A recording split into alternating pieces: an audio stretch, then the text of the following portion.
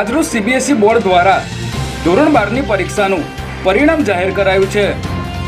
15 ફેબ્રુઆરીથી 13 March સુધી યોજાયેલી આ પરીક્ષામાં દેશના અંદાજિત 35 લાખ વિદ્યાર્થીઓએ પરીક્ષા આપી હતી। ત્યારે આ વર્ષે સીબીએસઈ બોર્ડનું ધોરણ 12નું 87.98% પરિણામ આવ્યું છે, જે ગત વર્ષની સરખામણીએ 0.65% વધારે આવ્યું છે। જ્યારે આ પરિણામમાં છોકરીઓએ 6.40%થી વધુ પોઈન્ટથી છોકરાઓને પાછળ છોડી દીધા છે અને 91%થી વધુ છોકરીઓએ પરીક્ષા પાસ કરી છે।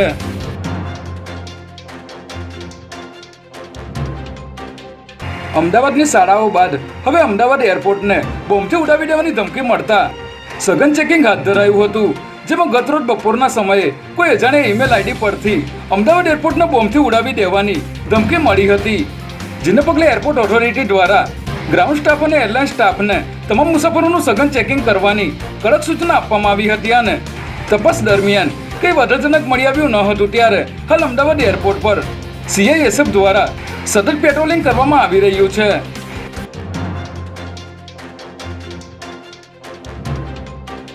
અમદાવાદમાં AMTS બસે વધુ એક ગોજારો અકસ્માત સર્જ્યો હોવાની ઘટના સામે આવી છે, જેમાં AMTSની 115 નંબરની બસે જોધપુર 4 રસ્તા પાસે ટ્રાફિક સિગ્નલ પર ઉભેલા એક સાથે 8 વાહનોને ટક્કર મારતા અફરાતફરીનો માહોલ સર્જાયો હતો।